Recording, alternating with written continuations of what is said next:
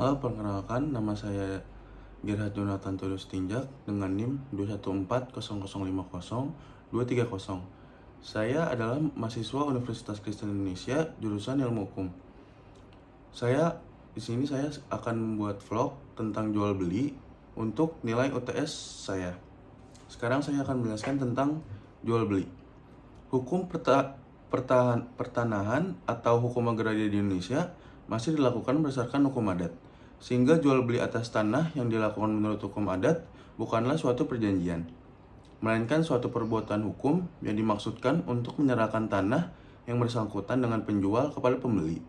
Dan bersamaan dengan itu, penjual menyerahkan harganya kepada pembeli, sehingga antara pembayaran harga dan penyerahan haknya dilakukan secara bersamaan. Dan sejak saat ini pula, hak atas tanah yang bersangkutan telah berpindah, yang disebut dengan terang dan tunai.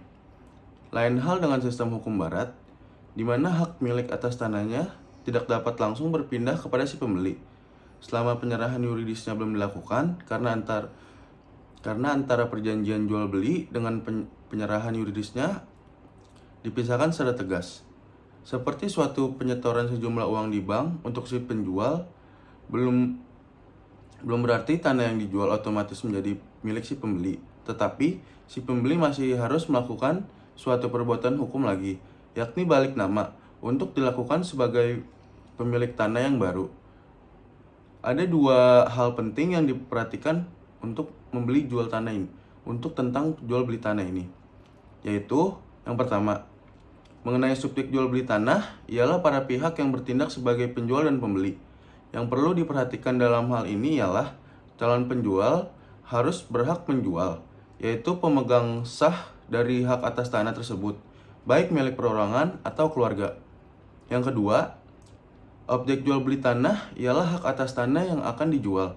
Dalam proses jual beli tanah, tujuan membeli hak atas tanah ialah agar dapat secara sah menguasai dan mempergunakan tanah. Tetapi, secara hukum yang dibeli atau dijual bukan tanahnya, melainkan hak atas tanahnya. Subjek jual beli tanah terdapat 4 syarat mengenai sahnya suatu perjanjian jual beli hak atas tanah, yaitu yang pertama, syarat sepakat yang mengikuti dirinya. Dalam syarat ini berarti kedua pihak sama-sama sepakat untuk mengadakan suatu perjanjian jual beli yang mutlak, dibuatkan suatu perjanjian tertulis berupa akta yang harus dibuat dan ditandatangani di hadapan pejabat khusus, yakni PPAT. Yang kedua, secara cakap. Untuk dapat mengadakan suatu perjanjian perbuatan hukum, yakni perjanjian jual beli hak atas tanah, maka yang berhak ialah para pihak yang telah memenuhi syarat dewasa menurut hukum, sehat pikiran, dan tidak sedang berada di bawah pengampunan. Yang ketiga, syarat hal tertentu. Apa yang diperjanjikan harus dicantumkan dengan jelas dalam akta jual beli, baik itu mengenai luas tanah, serta kewajiban kedua belah pihak harus terang dan jelas. Yang keempat, syarat sebab yang halal. Ketika diadakannya suatu perjanjian, maka isi dan tujuan yang tertuang dalam perjanjian itu pun harus jelas serta berdasarkan keinginan kedua belah pihak yang mengadakan perjanjian. Dengan adanya perpindahan hak milik atas tanah, maka pemilik yang baru akan mendapatkan tanah hak milik dan wajib mendaftarkannya pada kantor pertanahan setempat yang sebelumnya dibuat dahulu pada kantor pertahanan setempat. Aktanya di hadapan PPAT dalam pasal 37 Peraturan Pemerintah Nomor 24 Tahun 1997 tentang pendaftaran tanah menyebutkan bahwa peralihan atas tanah dan hak milik atas satuan rumah susun menjadi jual beli, tukar menukar, hibah, pemasukan dalam perusahaan dan perbuatan hukum, pemindahan hak lainnya, atau kecuali lelang, hanya dapat didaftarkan jika dibuktikan dengan akta yang dibuat oleh PPAT yang berwenang menurut peraturan perundang-undangan yang berlaku.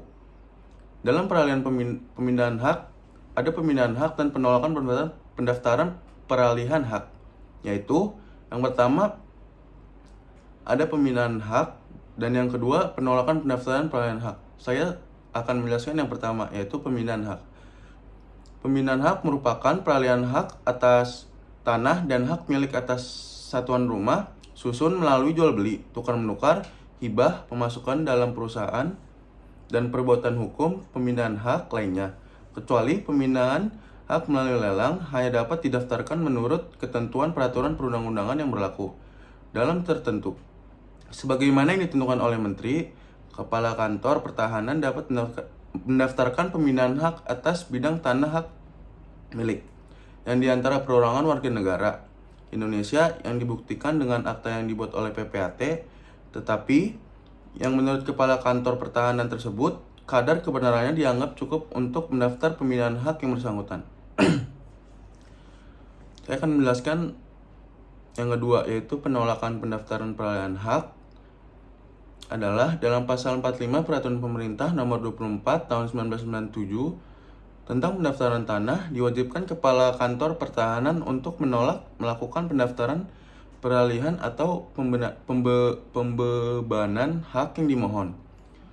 Penolakan tersebut harus dilakukan secara tertulis, yang disampaikan kepada pihak yang berkepentingan dengan menyebut alasan-alasannya disertai dengan pengembalian berkas permohonannya dengan tebusan kepada PPAT atau kepala kantor lelang yang bersangkutan. Kepala atau pembebanan hak jika salah satu syarat di bawah ini tidak terpenuhi, yakni A. Sertifikat atau surat keterangan tentang keadaan hak atas tanah tidak sesuai lagi dengan daftar-daftar yang ada pada kantor pertahanan. B. Perbuatan hukum sebagaimana dimaksud dalam pasal 37 ayat 1 tidak dibuktikan dengan akta PPAT atau kutipan risalah lelang sebagaimana dimaksud dalam pasal 41, kecuali dalam keadaan tertentu. Yang C. Dokumen yang diperlukan untuk pendaftaran peralihan atau pembenaran hak yang bersangkutan tidak lengkap. Peralihan hak atas tanah dan hak MRSS dilakukan melalui jual beli tukar menukar, hibah, pemasukan dalam perusahaan dan perbuatan hukum pemindahan hak lainnya, kecuali pembinaan hak melalui lelang hanya dapat didaftarkan jika dibuktikan dengan akta PPAT yang berwenang.